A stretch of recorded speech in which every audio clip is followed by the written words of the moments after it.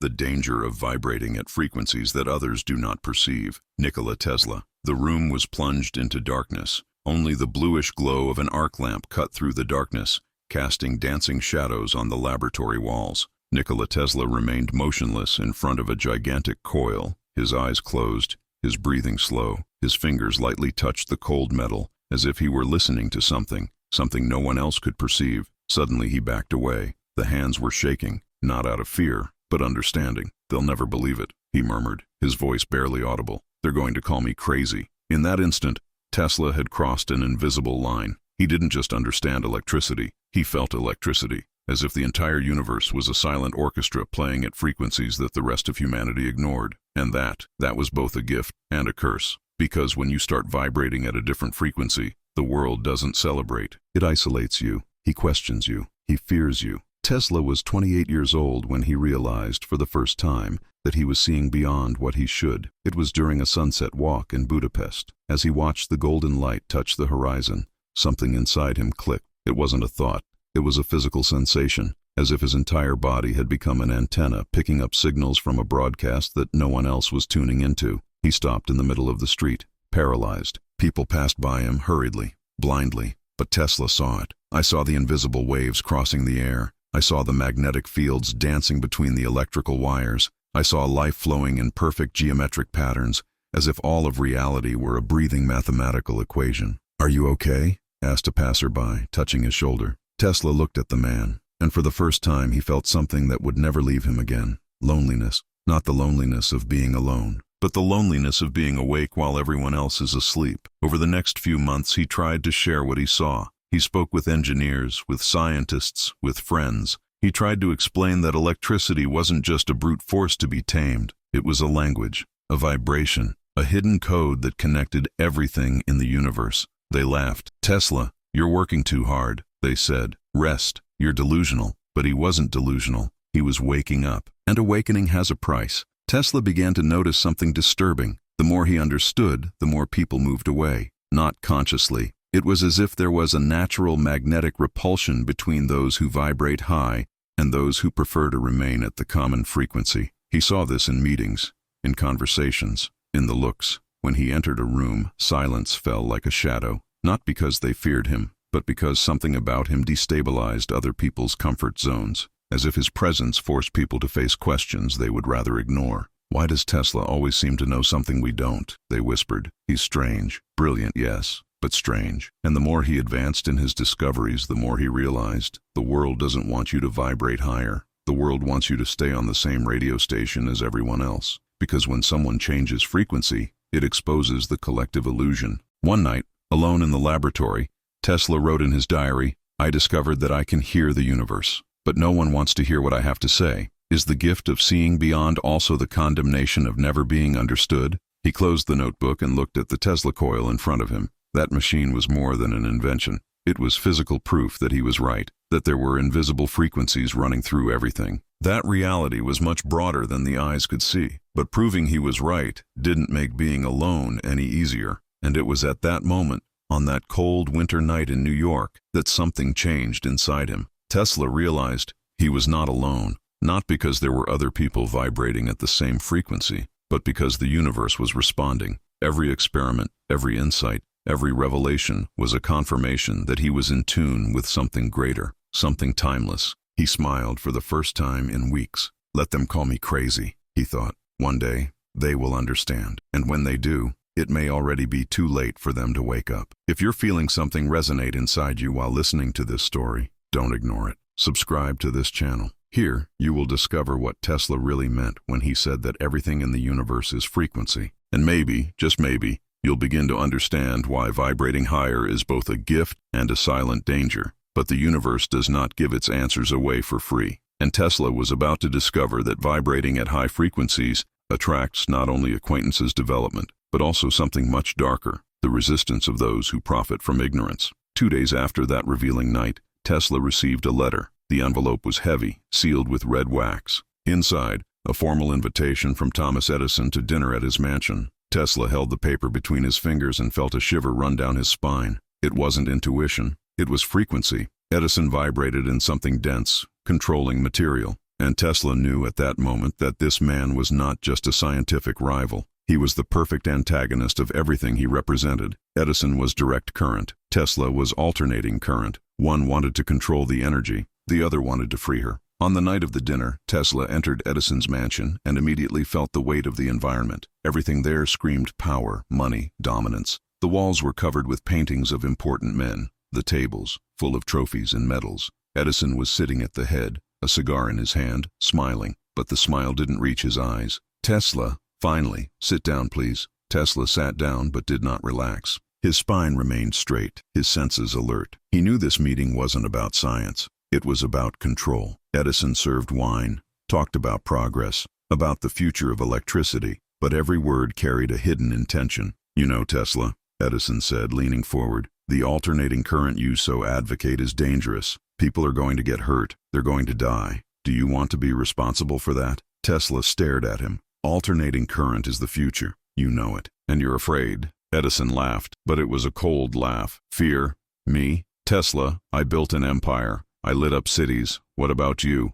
You're playing with ideas that no one understands. Ideas that will never work. At that moment, Tesla understood something fundamental. Edison was not just an inventor. He was a guardian of the old frequency, a man who had built his power by keeping the world within controllable limits. And Tesla, with his vision of free energy, wireless transmission, electricity accessible to all, represented the destruction of that control. Edison did not see him as a colleague. He saw him as a threat. You may have lit up cities, Edison, Tesla replied calmly, but I will light up the world. No wires, no limits, no owners. The silence that followed was deafening. Edison narrowed his eyes. Be careful, Tesla. Men who dream too big often fall from too high too. Leaving the mansion that night, Tesla walked through the streets of New York under a starry sky. He looked up and felt that connection again. The stars were not just points of light. They were transmitters, each vibrating at its own frequency, sending signals through the void. And he, Nikola Tesla,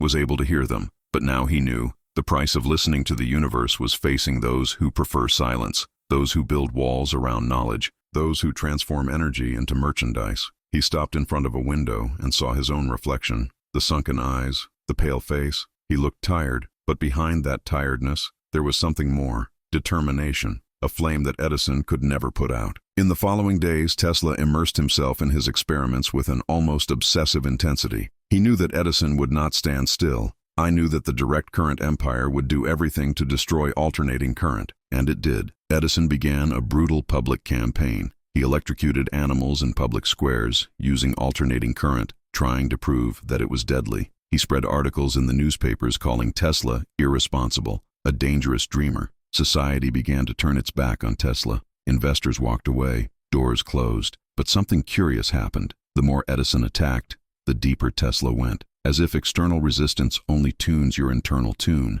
He began to notice patterns that were previously hidden, equations that appeared in dreams, visions of towers transmitting power through the air. One night, while adjusting the wires of a new coil, Tesla felt something different. It wasn't just an idea, it was a presence, as if the universe was whispering directly into your mind. He closed his eyes and listened, and what he heard made him tremble. You are not alone. You never have been. But to prove it, you will need to sacrifice everything the world holds dear. Tesla opened his eyes. Tears were streaming down his face, but he was smiling, because in that moment, he understood. The danger of vibrating at high frequencies is not being misunderstood. It's realizing that in order to change the world, you need to accept that the world will try to destroy you first, and still move forward. Because the frequency of truth does not negotiate, it just resonates. And whoever is ready, listens. Tesla didn't sleep that night. He couldn't. There was something changed his perception,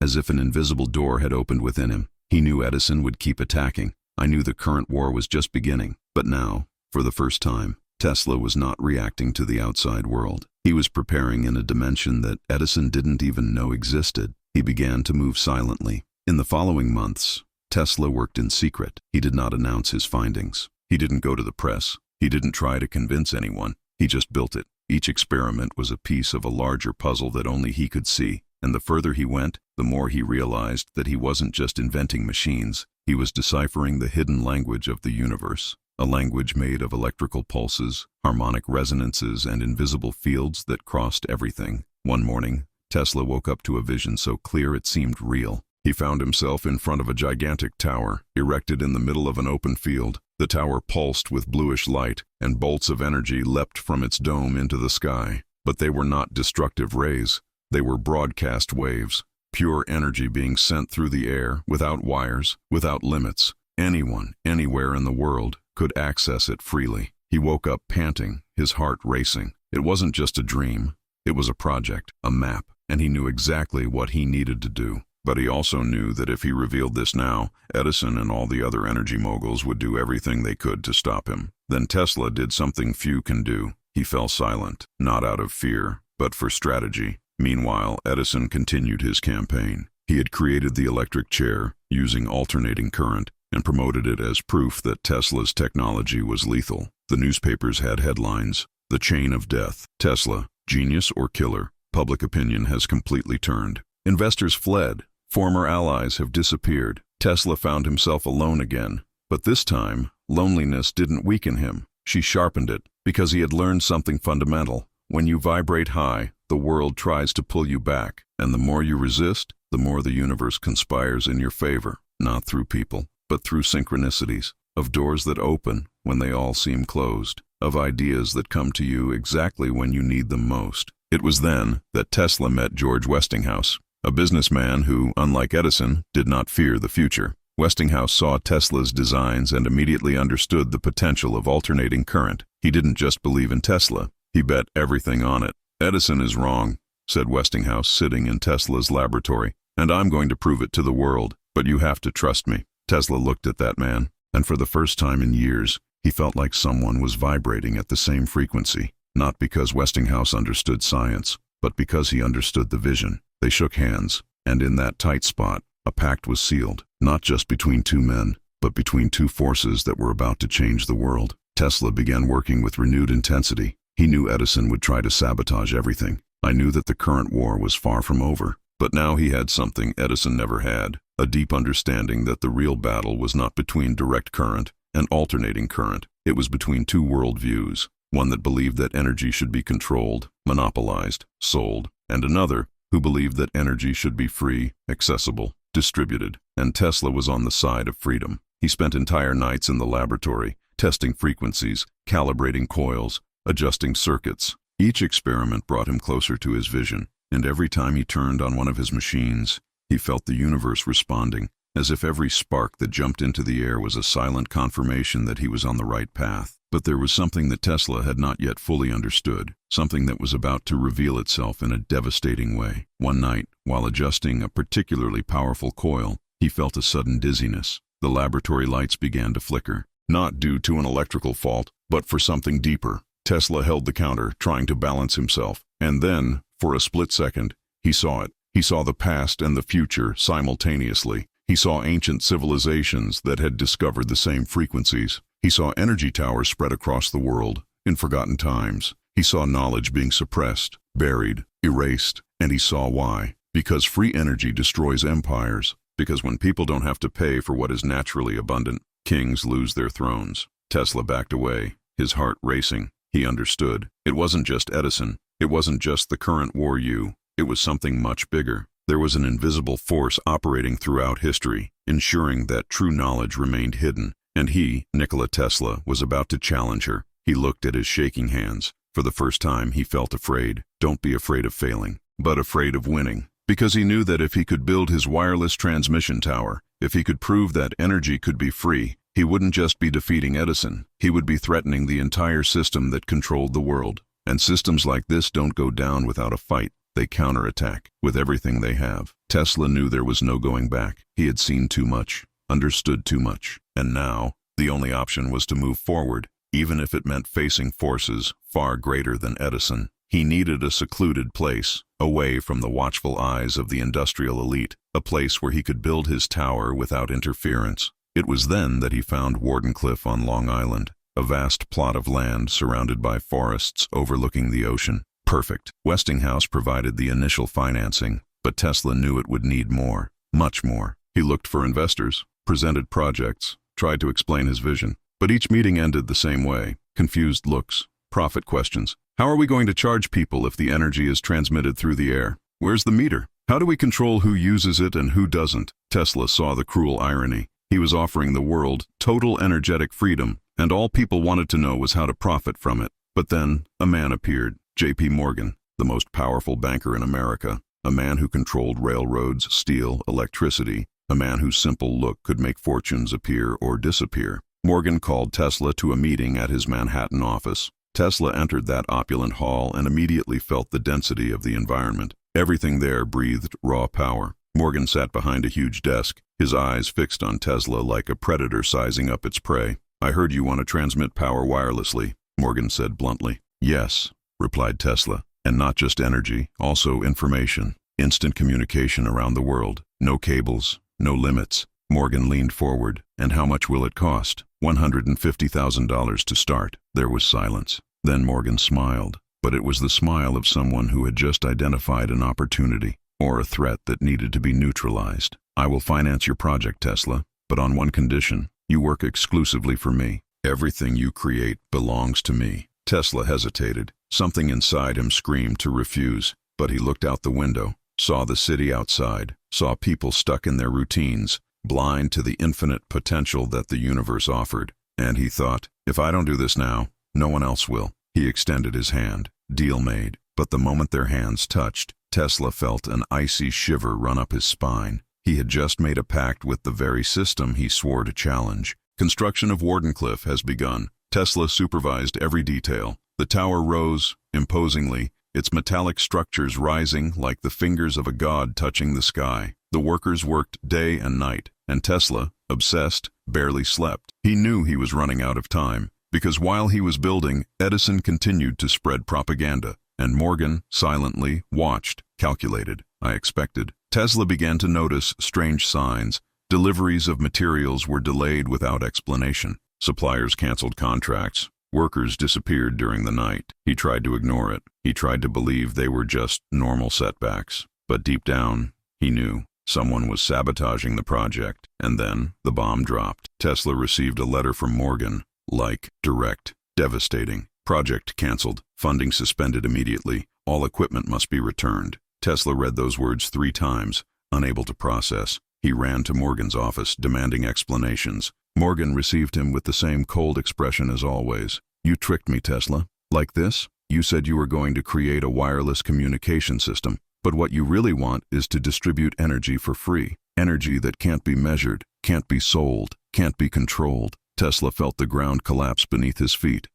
But that's exactly what the world needs. Morgan stood up, eyes hard as steel. "The world doesn't need free energy, Tesla. The world needs order. And order requires control. If people can access energy freely, how are we going to control them? How are we going to make sure the system works?" Tesla was paralyzed. At that moment, everything made sense. The resistance what I found was not ignorance. It was intentional. They didn't want him to fail. They wanted him to never try. Because what he was building wasn't just a tower. It was the destruction of the entire established power model. "You're not going to stop this, Morgan," Tesla said, his voice shaking with suppressed anger. "The universe has already shown me the way, and I'm going to finish it, with or without you." Morgan laughed, a low, sinister laugh. "Good luck trying, because now, Tesla, you're not just facing Edison, you're facing all of us, and we always win." Tesla left that office staggering. He returned to Wardenclyffe and stood before the unfinished tower. The wind was blowing strong, making the metal structures vibrate like the strings of a giant instrument. He placed his hand on the base of the tower and closed his eyes. And then, something happened. He felt it. He felt the tower pulsate. He felt the energy flowing, even though it was not complete. He felt the universe responding. And in that instant, Tesla made a decision. He wasn't going to give up. He wasn't going to bow. Because he had learned something that Morgan, Edison, and everyone else would never understand. You don't need the world's approval to change the world. You just need to vibrate at the correct frequency and hope that the universe conspires in your favor. He opened his eyes, and there, alone under the starry sky, Nikola Tesla finally understood the true danger of vibrating at frequencies that others do not perceive. It's not being rejected. It's not being misunderstood. It's discovering that the entire system was built to prevent you from waking up, and yet choose to awaken. Tesla sold everything he had, jewelry that had won scientific awards, furniture, personal equipment. Every penny went to Wardenclyffe. He laid off most of his workers to save money, and began working alone night after night, adjusting cables, calibrating frequencies, connecting circuits. His hands were bleeding, his body lost weight, but his eyes shone with an intensity that bordered on the supernatural. He was no longer building a tower. He was channeling something. People passing near Wardenclyffe began reporting strange phenomena, lights dancing in the sky, low-frequency hums that made the floor vibrate. Some said they felt tingling on their skin when approaching. Others swore they saw blue rays leaping from the unfinished tower into the clouds. The newspapers began calling him a lunatic, a charlatan, of a man who had lost his reason. But Tesla no longer cared, because he had crossed the threshold. He was no longer trying to prove anything to anyone. He was in direct dialogue with the universe. One night, something extraordinary happened. Tesla was alone in Wardenclyffe's underground laboratory, adjusting the last connection of a massive transformer. He turned on the system. The tower began to vibrate, a serious, deep sound,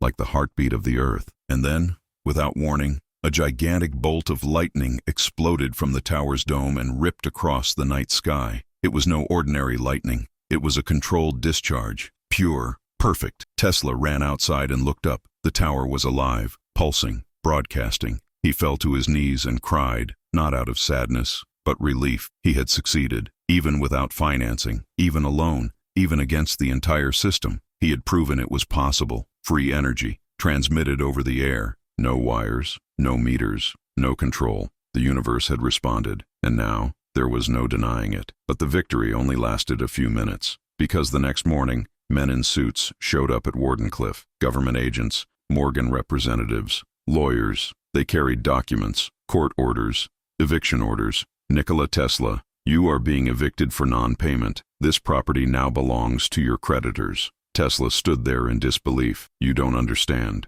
I did it. The tower works. I transmitted energy through the air. You saw the lightning last night. One of the men shrugged. We didn't see anything. And even if we did, it wouldn't change anything. Orders are orders. Tesla tried to resist. He tried to argue, but it was useless. They began to dismantle the tower, piece by piece, cable for cable. Tesla watched, transfixed, as years of work were destroyed before his eyes. He wanted to scream. I wanted to fight, but something inside him whispered, let go. He returned to his small hotel room in New York, alone, no money, no recognition, with nothing but your notes and your memory. The following years were brutal. Tesla lived in poverty. He fed pigeons in the square, avoided social contact. Many considered him a finished man, a genius who had gone mad. But anyone who looked into Tesla's eyes saw something different. He was not defeated. He was at peace, because he had learned the final lesson. The lesson the universe was trying to teach all along: heat. It doesn't matter how much you taste. It doesn't matter how much you build. It doesn't matter how many towers you build. The world only changes when it is ready to change. And until then, your only mission is to maintain frequency. Don't go down. Don't lower yourself. Do not vibrate at the frequency of fear, anger, or revenge. Simply stay in tune with the truth and trust that eventually others will start to listen. Decades later, a young engineer walked into the New York Public Library. He was researching wireless transmission for a university project, and by chance, he found Nikola Tesla's diaries. He started reading, and the more I read, the more I realized everything Tesla had predicted was happening. Wireless transmission, instant global communication, distributed energy, everything was coming true. But instead of being free, as Tesla dreamed, it had become the greatest tool of control in modern history. The young man closed the diary, his eyes teary. He understood. Tesla had not failed. He had arrived too early, but the seeds he planted were still there, waiting, vibrating, waiting for the right moment to germinate. Because the truth doesn't die,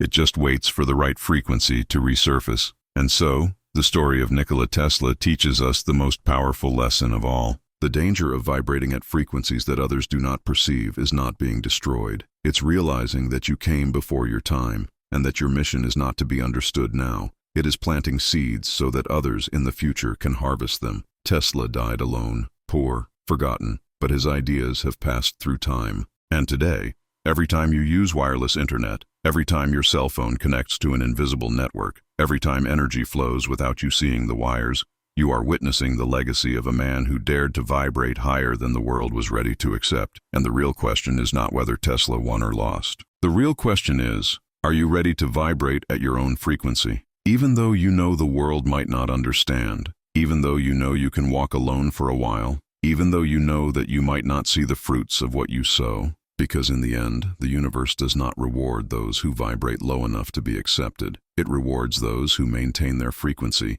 even when everything conspires to make you give up. Tesla knew this, and because of that, it never stopped vibrating, even when they destroyed his tower, even when they called him crazy, even when he died without recognition, he maintained attendance. And today, his name echoes like an invisible whisper in every wireless technology we use, a reminder that truth always finds a way. It doesn't matter how long it takes. So if this story touched something inside you, if you felt like there's a higher frequency calling, subscribe to this channel. Because here, we don't just tell stories, we tune into forgotten frequencies. And maybe, just maybe, together we can rekindle the vibration that Tesla left dormant in the invisible field of human consciousness. The universe is transmitting. The question is, are you ready to listen?